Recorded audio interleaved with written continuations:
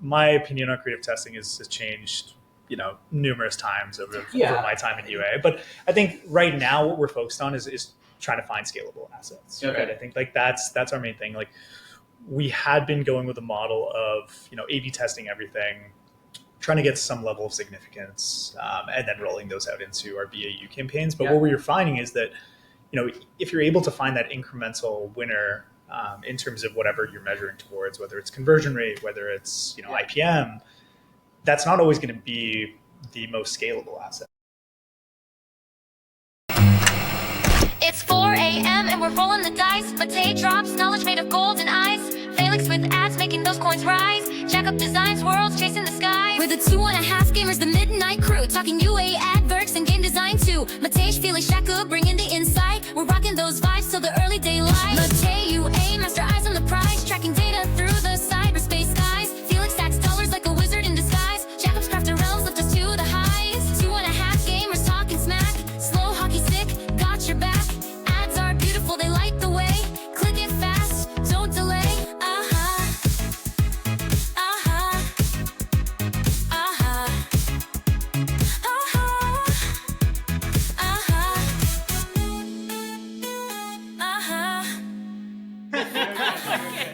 You look like a bumble. Yeah, I know. Like so underdressed. At least you and I are on the same wavelength. Yeah, it's fine. Yeah, we're okay. Okay, let's just go. Let's do it. Hello everybody. This is a very special episode because we are doing a special episode, but it's a very special episode because we are recording live at MAU, and you're doing this again with Mistplay. So my name is Matej Lančarič. I'm the host, and then we have Noa and Brett. Guys, thank you very much for coming. Thank you for Can having you us. introduce yourself, and then we dive into an interesting topic? Yeah, awesome. Well, thank you for having us. I'm Noa Gutterman. I'm the Vice President of User Acquisition here at Mistplay, which means I oversee all of our paid UA and all of our creative. So those two teams fused under me when I joined Mistplay. I'm relatively new. I joined about 6 months ago. Nice. And this is my first rewarded gaming, actually my first gaming company period. So I'm about 6 months in. I'm learning a lot. This space is so interesting and so different than everything else I've ever done before. And I'm incredibly lucky to get to work with people like Brett, who are well versed in the world of gaming and are teaching me everything I need to know. Good. Thank Awesome. you very much. Nice. Good. Yep, Brett here, senior manager on the user acquisition team at Mistplay, overseeing all things UA, but specific focus in global markets, creative strategy, modeling and forecasting, signal building and optimization. And yeah, I'm getting to work alongside Noa, which has been incredible since she joined the team just a few short months ago. So yeah, learning a lot. Nice. So there's a word on the street. There's something new happening in Mistplay. I heard it's all about iOS. Can you unpack that a little bit? Yeah, I mean, I don't know how much we're allowed to share, but yeah, I mean, we're definitely pretty excited about the opportunity, finally having platform parity across Android and iOS. So yeah, I mean, it's definitely an exciting time. More to come as things mature. But no, I don't know if you have anything to add to that, but. Yeah, I think the world of rewarded gaming has really lived in Android primarily. And that's because, as we all know, the App Store folks have made it a little challenging to bring rewarded gaming to iPhone. And To say the least. Yeah, totally. And luckily things have changed a little bit in the last couple of years. We've seen some really big players enter the space and really make it work for them on iPhone. And so for the last couple of years at Mistplay, we've been figuring out what Mistplay could look like on iPhone. We have an incredible product and engineering team who've really worked tirelessly to bring the magic of Mistplay for Android to Mistplay for iPhone. Because this podcast, although we're recording live, it'll probably take a couple days to edit it. We think our iOS app will be live in the App Store by the time you are all seeing this. So if you have heard of Mistplay but maybe have never been able to use it because you are an iPhone user, please pull up your phone right now and go to the App Store and install it. Big plug. It's Yeah. a very nice flag. Very nice flag. Okay, so can you tell us a little bit more about the challenges on iOS and what did you need to do to make it work on iOS? Yeah, well, I think aside from just getting live on the App Store, which in and of itself is as Noah alluded to, a little bit of a rigmarole. But I think overall, I think iOS is definitely going to be a challenge on multiple fronts. I think the first piece being measurement. Yeah. I mean, as we all know, like, I mean, you know, it's not the good old days pre-ATT. Like, measurement is a complete and utter nightmare on iOS.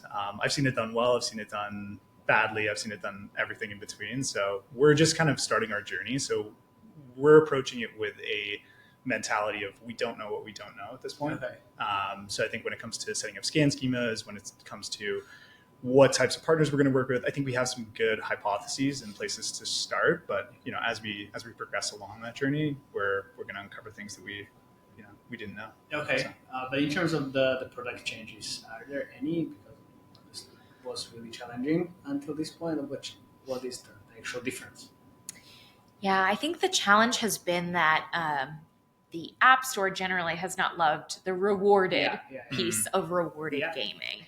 And we figured out how to bring the magic of rewarded gaming through Mistplay to the App Store in a way that is compliant with policy. And what that will mean from a product perspective is we're really going to continue to evolve Mistplay, not only to match with the platform that it's on, but also to really make it a bigger rewarded player in the space. So that means that really looking at all of our product offerings and saying, how can we bring more of this like magic that we have with rewarding users for doing something that they already love to do? How can we bring that to other verticals?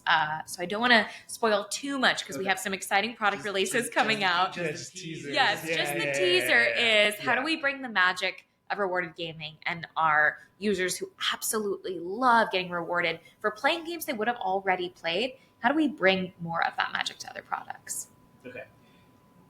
Okay, and then you kind of touched that a little bit with iOS, and like what's the kind of UA strategy for the iOS? Can you share a bit?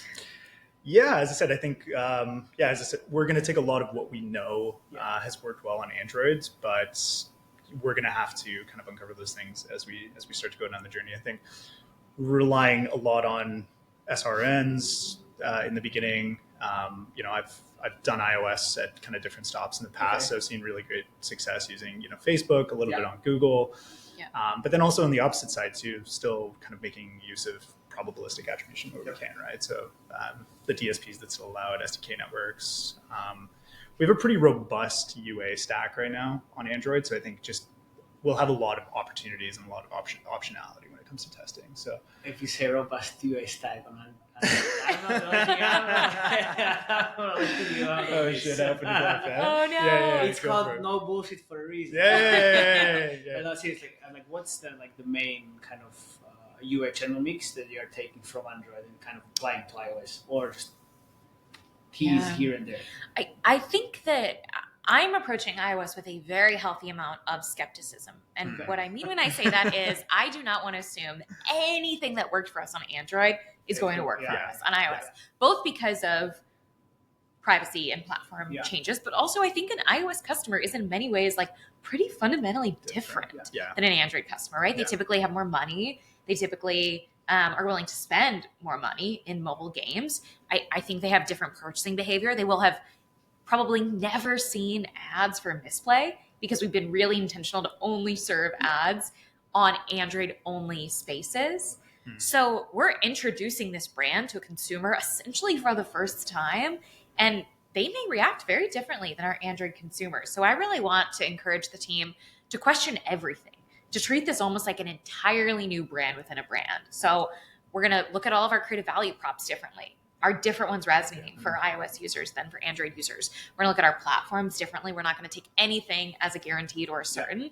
But one of the things that I'm most excited about with having Mistplay for iPhone is that it opens up marketing opportunities for us that we've never been able to tap into before. So connected television, streaming audio, streaming radio, eventually down the road, probably in 2026 for us, direct mail, digital out of home. We haven't touched any of those services because we can't guarantee that only Android users would see those. And so we've really been a bottom of a funnel marketing program for as long as Mistplay has been in existence, and getting the opportunity to move into that mid funnel or even top of funnel channels and tactics is something that I'm really excited about. Well, you mentioned the measurement is going to be challenging, and now with the CTV out of home and all the other fun activities, it's going to be even more challenging. Yeah. Are you going to kind of think about the incrementality tests, or like how are you going to measure this? Yeah, absolutely. Incrementality testing is one of the 5 main pillars of our UA strategy this year. And when I was interviewing with Mistplay, when I joined the team, part of what I was really excited to bring to the program, and I think what Mistplay was excited to have me do, was to bring this practice of constant high velocity incrementality testing to kind of take you back a little bit on the journey of how I got to where I am. 5 years ago, I felt like incrementality testing was going to be the next big thing in UA. I wanted to find the smartest person I knew who was doing it. I actually thought I wanted to build an in-house team. So I thought I was going to make an internal hire. I thought I wanted to find like a data engineer and an econometricist to do a bunch of things I didn't know how to do. And I ended up getting connected to this guy, Zach Epstein. And I thought I was going to hire him. I went into this coffee shop thinking it was an interview. And what it ended up being was a sales pitch. And he was like, hey, I'm building this brand. We don't have a product yet. We don't even have a website. But here's why I think I'm the best at what I do. And in half an hour, I was like, I'm sold. You get my money. You win the prize. So he founded a company called House Analytics, which I'm sure many of you have heard of in the space. I was, I think, their 3rd paying customer. I have used them ever since at every company I've gone to since then. They have been the first vendor that I hired. When I started at Mistplay, we brought them on board by day 60 of me being there. I'm about 6 months in. We're wrapping up our 5th incrementality test. So really, really high velocity. And for a program that has only ever understood its efficacy off of last touch attribution, it's really uncovering some interesting stuff for us that is probably going to fundamentally change our media mix and how we spend money. So we're going to move from this place of just having last touch attribution, which I think is only a tiny sliver of what's actually happening, to having a triangulated measurement approach. So one side of that 3-sided triangle will be last touch still. We're not going to get rid of that. Then side 2 is incrementality testing results. We're going to incrementality test every single channel at least twice a year, once in low seasonality, once in high seasonality. And then the 3rd side of that triangle, the 3rd point of that triangle, whatever the triangle metaphor is going to be user self-reported data. So how did you hear about us surveys? So we're going to survey a chunk of our users after they onboard to Mistplay to ask them where they heard about us. And that may sound a little weird to some of you listening, because users are notoriously unreliable about where they lie all the time. Yes. But when I've done this before in prior companies with like a 10% confidence interval, users are actually pretty good at remembering where they saw your ad if you ask them within like day 1 of install. And so those 3 data points will help inform a quarterly reattribution framework, where we say, for example, if channel A is driving 100 installs, let's just say, to use nice even numbers, through last touch data. But the incrementality test says it's only 50% incremental. So maybe that would only be 50 installs. And then the users report, 80 installs coming in through that channel. Okay, so we think we can triangulate to somewhere between 150 and 80. Great, let's land somewhere in the middle of those 3 data points rather than just taking one as fact. Now, those were really nice even numbers. It's never going to be that perfect, but I share that to say that I think our measurement stack is just going to continue to evolve. Incrementality testing is going to be an always-on motion for us. Like I said, every channel at least twice a year in every geo is going to get tested. And then hopefully, at some point, maybe in 2026, we'll move towards some type of an MMM model or another element of measurement. For this business, an MMM is not right for us right now because we've changed so much in the last year. It really wouldn't give us a lot of new information, but I hope we get to the point where we are able to add that 4th measurement data point into our mix. Okay. That's pretty cool. I mean, you mentioned 5 incrementality tests since you joined. Can you mention each of these and how it kind of worked, if you can? We can definitely talk about them. So the incrementality testing that we do is causal inferenced DMA-based testing. And that is a bunch of really fancy econometrics words that I couldn't possibly explain to you. Again, please look into House Analytics if you want more information. But to explain it in layman's terms, what you're doing is you're taking your marketing spend on the channel you want to test, and you're turning off your marketing in certain DMAs. DMA is just like a geographic area. Yeah. And you're keeping your marketing on in other DMAs, and you're measuring the difference between the two.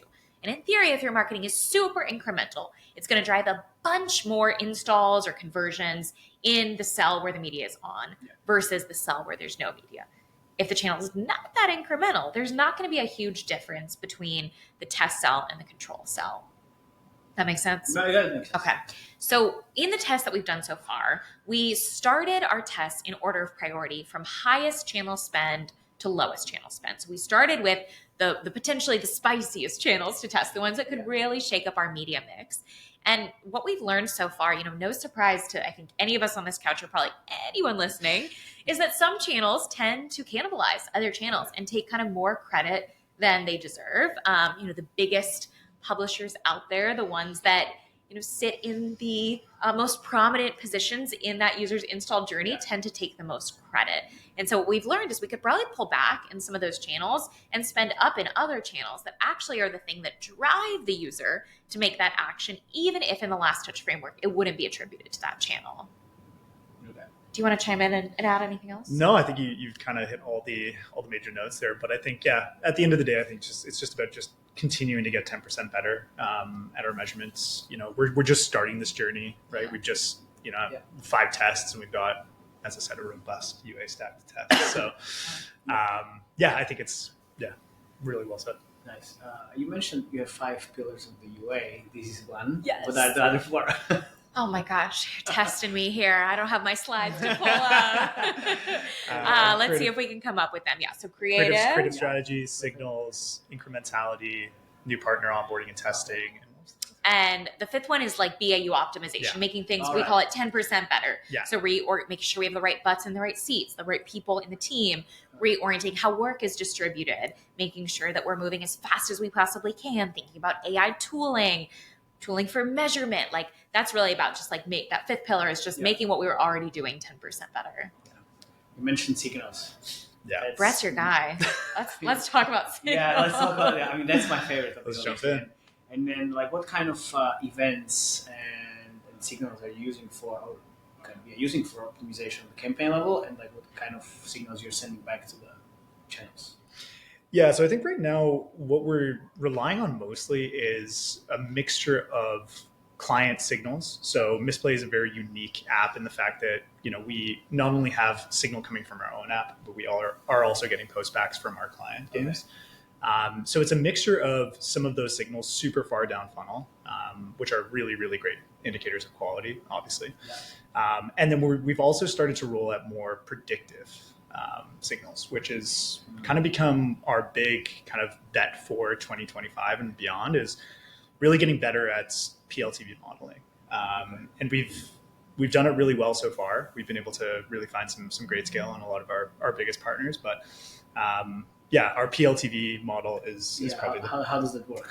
So what kind of, at least roughly. Yeah, in broad strokes, we take a bunch of signal within the first 3 days of a user install, mixture of Mistplay signal. So, how are they interacting with our app, various actions that they're taking, various times that they're spending in various parts of the app, and then also a mixture of those client signals that they're sending us as well. So, yeah, it's I've seen PLTV done a few different ways, but I think this is definitely the most scalable that I've seen. Okay, and what's the predictive, the value? What's the value then? Yeah, so it buckets. Or in time or No, so it outputs is essentially 3 buckets. So basically our 3 different value buckets for users, and it's actually within a pretty tight confidence interval. Okay. So very, very few false positives and negatives on either side. But yeah, it basically just puts out as one of those 3 values, and then we post back that signal to our and then use that sources. Signal on the campaign level optimization. Exactly. Yeah. Yeah, and you can run it on value too, which is obviously the best part, right? So you just get a little bit more tactile control over it. Yeah, but then kind of that happens, I guess, on Facebook, Google, and all these channels. And then what about the ad networks? You can post it back to ad networks too. Yeah. Yeah. Okay. Yeah. I think the other interesting thing about signals that Brett has done a really phenomenal job at building a practice of is, while this sounds very complicated, and it is. No, this is perfect. Yeah. Really cutting down to the truest value that we can get to. So for us, the most valuable users either spend a ton of time in our client games, or they spend money in our client games. And ultimately, Brett and the team have worked on these signals that blend those two things together. So saying either that's a good user and we're willing to pay a bunch of money for them if they're really engaged, or they're a good user if they are willing to spend a bunch of money, or if they do both of them, that's even better. Yes. Okay. Yeah, both, and then but that's very small group of players, right? Absolutely. Absolutely. I mean, I think gaming has probably the biggest power law out there, right? Yeah. So. I would think so. And certainly because I've worked in other industries, right? I said this is my first gaming. I've never seen this kind of a difference between the quantity of probably low to medium quality users and the quantity of massive high quality users. Yeah. The only other time that I've seen this, and it was not this extreme, but in dating apps, I think there is a very small segment of people who spend a ton of money and time in dating apps. Yeah. And then the bulk of the people spend very little time and almost no money in dating apps and come and go as they please. I worked in dating apps in 2017 and 2018. So to be fair, it was a very different time.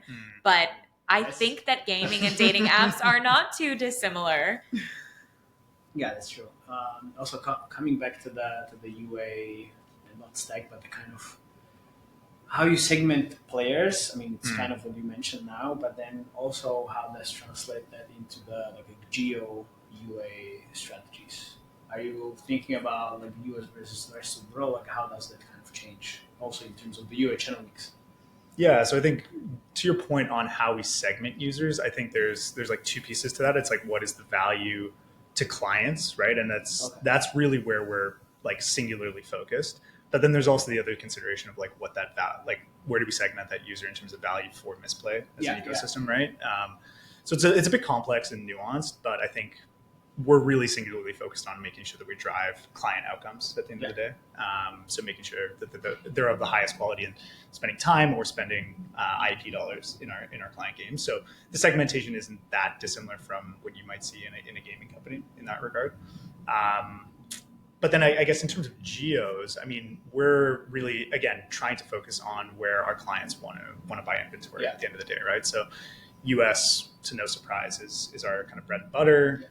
We've made really big inroads into APAC though too as well. So especially in Korea, where that's what I'm asking. Yeah, of course. Yeah, exactly. Yeah. So I mean, we have a lot of Korean fans and subscribers as well. Nice. From Asia as well. So that's what yeah, for sure. I mean, Korea's been it's scaled up to become our second highest investment in terms of geos right now. We're seeing really, really great success there, both on the Mistplay side and for our clients. So it's kind of a win-win, perfect scenario. And I think the high Android penetration there just gives us a lot of optionality in terms of testing. And in terms of just kind of breadth of the strategy there overall. So, I will say with Korea, though, I think we learned something really important in the first half of this year that now we're trying to take to other geos that hopefully is relevant for some of your watchers or listeners, which is, and I knew this was going to be a problem. I did not realize how meaningful this could be, is true culturalization and localization. And what I mean when I say that is not only are we running ads in Korean in Korea, but we have a local Korean UA manager who's incredible. We have a local Korean designer who's incredible. And we have gift cards in our shop. So Mistplay, you play games, you earn money, you can convert those into gift cards. Gift cards for things that Koreans actually want. So for example, there is a really, really popular kind of version of Sephora in Korea, but it's way better. It's called Olive Young. And great skincare. I know, and that's really a hot take coming from me. Yeah, I know. I went out to Korea in March to be with our team, and I truly my soul left my body in Olive Young. I don't know what happened in there. I didn't look at the bill. It was great. Don't tell my wife. I know. I went in South Korea. I brought a lot of. Yes. Incredible. But we realized that we could create this kind of closed loop user journey where in our ad creative, we could show somebody leveraging Mistplay to get an Olive Young gift card. We could send a signal to the platform of saying, hey, if a user is going to make a lot of in-app purchases, that's a good type of user. We could then funnel those Korean users who came from the Olive Young ad into experiences in Mistplay that were most likely to get them points. And then we were telling them, hey, you can basically cash out those points for an Olive Young gift card. And here's exactly how you do it, and here's where you do it. And creating that really culturalized loop in our UA has skyrocketed the efficacy of our marketing. And so now we're trying to say, hey, how can we replicate that in other geos? Even though it's expensive to have full-time hires in other countries, it honestly proved to be really worth it in Korea. Yeah, well, especially in Korea. I mean, you need to know the local market. Right. I can do all the TikTok research I want. I'm never going to be Korean. I'm never going to be able to speak Korean or understand the cultural nuances there. And so having those 2 full-time hires really makes the world of a difference. Yeah. Well, okay. Nice. So, like, what's the actual current creative strategies? I mean, besides the Korea, and like how it's translated to the UA. You just mean generally? In general. Yeah. So I think, like, in the broadest sense, I think our creative strategy is like 2 main pillars. It's really kind of doubling down on our core demo and what we know works for them, and then really trying to branch out of that and trying to increase our TAM, right? So I think that plays well into also when we think about like geo expansion, right? Okay. It's all about. So what works for the main audience? Yeah, I mean, right now we're finding it's not going to come as a surprise to anybody probably, but like UGC is king right now for us. I'd say I would actually modify that a bit. I think it's like UGC with elements of not only Mistplay UI, but also gameplay and like our client IP as well. So I think it's a nice mix that we're finding there. And we're taking a placement specific approach. That's been like one of the big things that we're starting to do more of, is really looking at things from not only a channel lens, but like placement specific lens, right? Because tell me more. Yeah, because I mean, saying something works on Facebook is just a massive, massive broad stroke. Yeah. Right. I mean, like when you look at it, creative is a major lever for targeting within. I'm just using Facebook as an example, but you can think about UACs or other, partners that have multiple inventory types. The type of creative that you put in front of a user, that you put into the campaign, can really kind of like target you into different segments of inventory, right? So I think when we think about Facebook, crafting or having a different take on maybe the same concept for feeds than you would for reels, right? Because that's 2 different kind of user experiences. It's also a different target audience, right? Mm-hmm. Feed is exactly a little bit older, and reels a little bit younger. Exactly. Yeah. I will also, as Brett's boss, toot his horn for a second, because I know he won't compliment himself in this regard. He has done such a fantastic job of bringing an incredibly analytical approach to creative strategy. And typically, like, you don't see that level of granularity and attention to detail with creative. I've run creative teams before where it's like, we think it works with the red background, so let's just do it. But what Brett and his team under him and our amazing creative director, Frank, have done is we've been working with AppsFlyer to kind of make a Misplayified version of their creative tagging tool, where every element of our creative is tagged differently. The hook, the actor, was it a humorous concept? Was it serious? Was it spicy? Was it funny? Was it anything under the sun? And then we're able to use that tool to analyze creative performance down to that granular level. So now we're able to look back at our data and say, and we just did this data poll, so I know this for a fact. In Q1, the best creatives across the board were ones that were, no surprise, a little spicy, a little bit of a hot take. Negative creatives worked really well for us. Creatives featuring one particular actress worked super, super well. And so now we're saying, okay, do we want to explore a longer term partnership with that actress? How do we bring these kind of negative or kind of saucier hooks to more of our creative? How can we learn really down to like the individual granular level of the component parts of each piece of creative, the platform they put in, the placement that they were in that platform, to really inform how we move forward. So it really is that detail oriented. It sounds like tons of data, but then how can you even process so much? And how does that translate into any types of brainstorming sessions and then even creative testing? Because it's just like my mind just exploded from listening. Yes. One thing that I really like about how we do like creative brainstorming, you brought up at Mistplay, is to take us back a step. When I was coming on board at Mistplay, I felt really bullish about the idea that I wanted creative and UA to be one team underneath me. So I kind of smushed them into one, and put them all together. And like I said, we have an incredible creative director, and he has a whole team under him. And I have these UA guys on the UA side, and we've put everybody into one team. And once a month, we do this meeting called the UA Creative Review. And I really like this meeting. I haven't seen a lot of other people do this type of meeting super well. So what happens in the meeting is Brett and his team will pull together insights from each platform and each geo as to what performed the best in the past month. And because we do this creative tagging and we're really diligent with our tagging, we know one asset, how it performed across every platform. And so that meeting is both to look at the actual performance of that creative, but we also use that as a time to brainstorm. And so we'll say, hey, everybody bring any idea that you saw on TikTok or Instagram or even Google Ads, screenshot it, copy the link, bring it to that meeting, and let's figure out what we want to do for the next month. And so, right, my FYP is going to look a lot different than Brett's FYP. It's going to look a lot different than your FYP. And so by kind of crowdsourcing this group of about 20 people, we're able to actually get like a ton of ideas about what could potentially work for us just by looking at what we're all seeing out in the world. And so it's pretty low lift brainstorming. We're not asking people to start from ground zero and say like, come up with a creative that would work great, right? It's really hard to do that. But by saying, hey, once a month, we're going to want you to come up with, 2 or 3 awesome TikToks you saw in the last month. That's actually a lot easier to do. And for us, produces a lot wider of a breadth of options to choose from. Which then translates into so many ideas. If you have 20 people, just bring 3 ideas.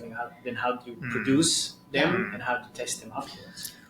Well, it's always a challenge, right? I think to build on what Noah was saying, I think it's as our job as like leads within the UA team, it is to make sure that we're providing the structure and like really simplifying things for everybody else on the team who's doing a lot of the legwork in terms of brainstorming, right? So taking a lot of those insights that we're pulling from not only our UA creative reviews that we're doing, but also, setting up automations in Slack to be able to send out when we're seeing new creative wins and like a little bit about that creative that we know in terms of tags and insights.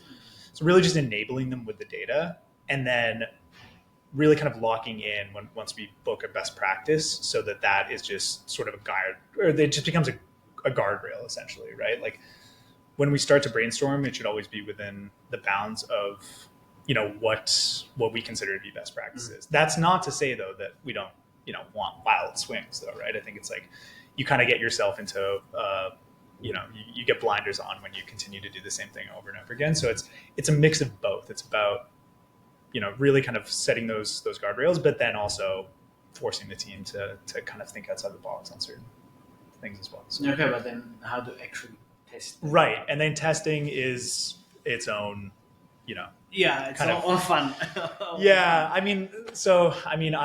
My opinion on creative testing has changed, numerous times over my time in UA. But I think right now what we're focused on is trying to find scalable assets. Okay. Right? I think like that's our main thing. Like we had been going with a model of A/B testing everything, trying to get some level of significance, and then rolling those out into our BAU campaigns. But what we're finding is that, if you're able to find that incremental winner in terms of whatever you're measuring towards, whether it's conversion rate, whether it's IPM, that's not always going to be the most scalable asset. And that's at the end of the day what we need to find, right? So I think there's 2 streams of creative testing right now in Mistplay. So we do like BAU scale testing. So what we'll do is we'll take all the assets that we produced, right? And we do this typically on a weekly basis. We'll test them on Facebook and we'll test them on AppLove, right? In batches to give them, a little bit of a chance. Yeah. We typically group things thematically. Okay. So we'll kind of like have one like master concept that has like 4 different versions of it. We'll test those all together. And we'll just put them into a single ad group on Facebook ads, for instance, take the top scaler, mix it into our BAU campaigns. Okay. Similar sort of thing on AppLove, but obviously just on the campaign level instead of ad set level. And then what we'll do is once we find creative wins, so creative wins are only really kind of what we see to be scaling and producing at a high level towards our goals in our BAU campaigns.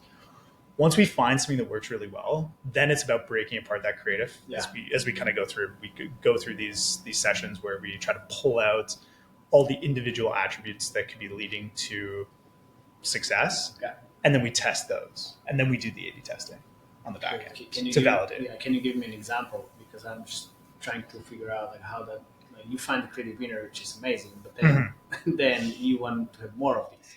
Yeah. Ideal scenario. Yeah. Which So almost never happens.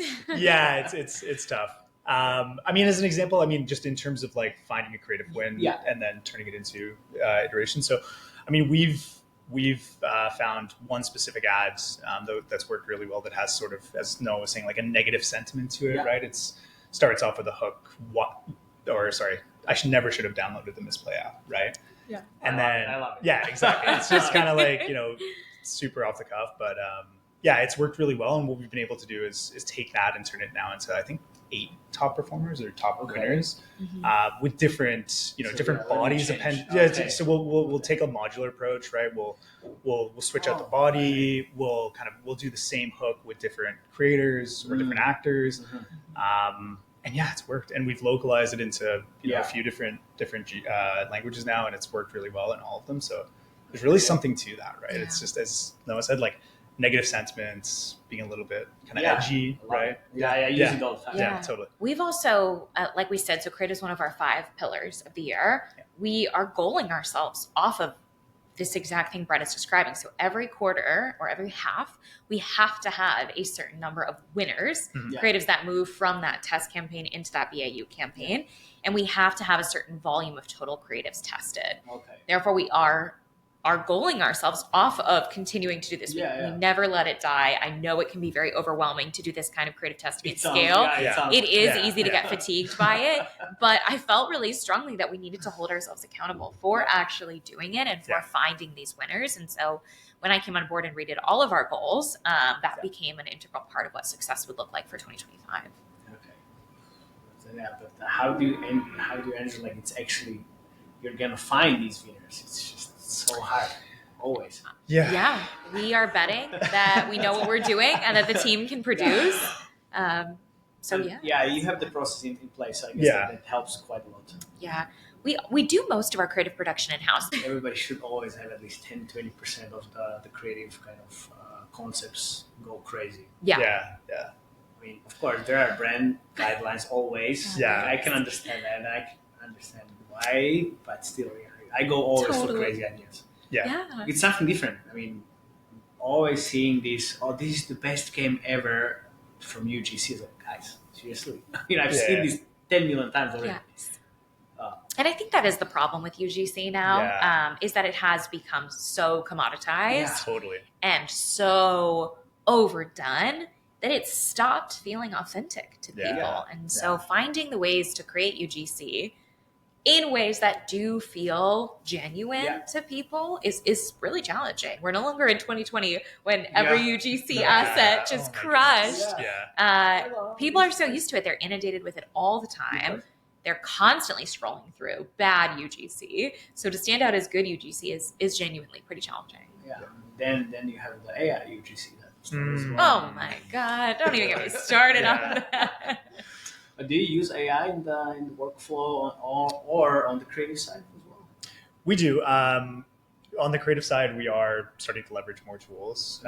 We're pretty early in that journey, I would say. But we're using Creatify mostly for localization purposes. So taking top performers from our core markets and then just doing some quick AI voiceover and repurposing them for global markets.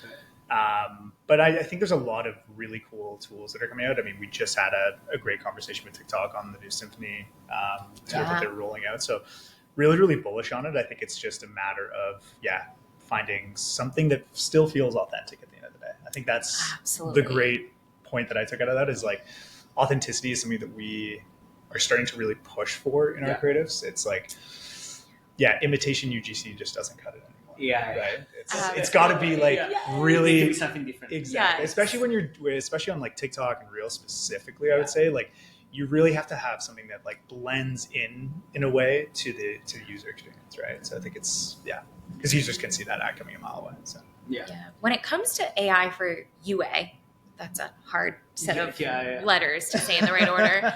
I think the practical application of AI is much better served right now in 2025 for kind of root cause analysis and creative analysis. So exactly what we're doing with AppsFlyer is using this like AI powered model to take apart our creatives and tag them. I think like Segwise has a really great tool out right now. We're not leveraging it, but it is pretty great in terms of like root cause analysis. So looking at week over week changes in your UA data, what caused the changes to happen? Was it creative? Was it channel mix? Was it CPM? Whatever. I think Gen AI creative is going to be slower to get to be really good for UA than either of those other two applications. I think it's really hard to create, especially video assets that leverage AI, that feel real and genuine and honest to people.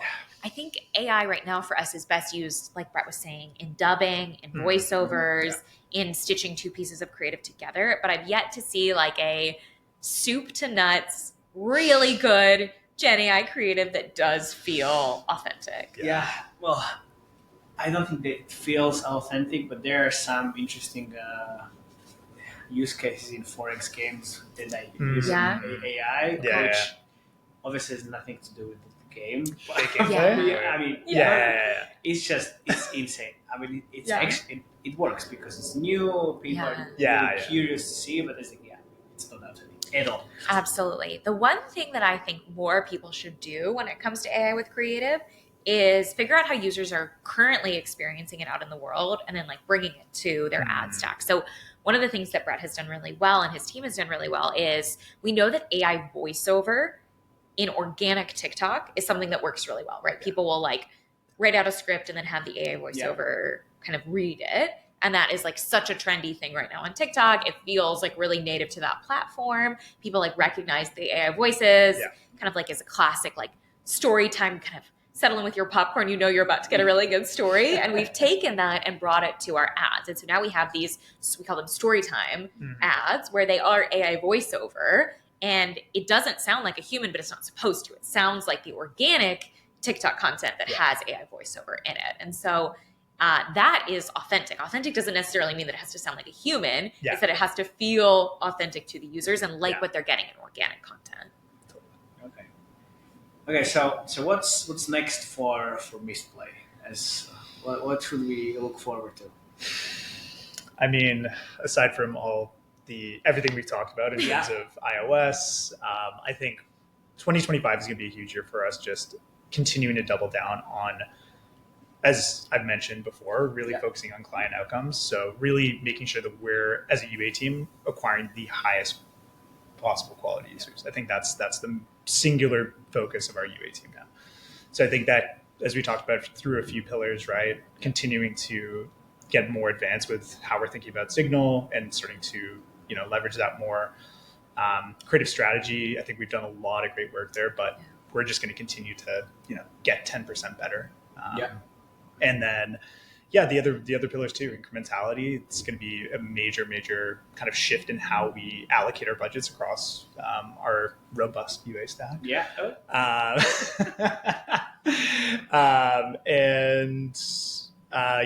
think those are kind of like the main things that we're most excited about.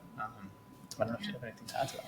In addition to all of those UA things, which I am very excited about, I would say just in general as a brand, we're really trying to think about how we can bring more joy to users' lives. So something that got me really excited about the brand when I was interviewing here, because I had come from, like I said, fintech. My most recent company, I was head of growth at TextNow, a low-cost phone service.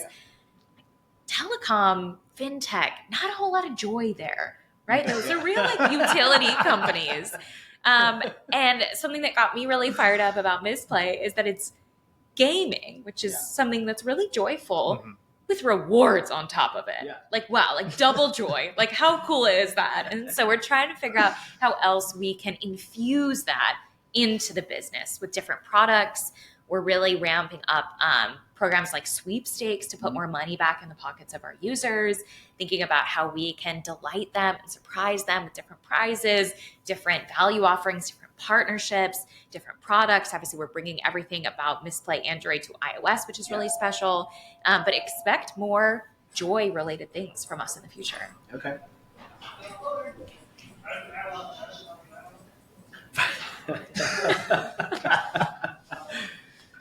Okay. I think this is perfect. Really good. Thank you very much for coming. Thank you for having us. Also, a great plug for downloading the iOS app as well. Yes, please take your phone out, go to the App Store, Mistplay. If you could actually click on an ad, I would really appreciate that. Please don't search it organically. Please click on an ad. Yes. Perfect. Thank you very much. Thank you very much for listening. See you next time. Thank Bye-bye. you. Cheers. Cheers.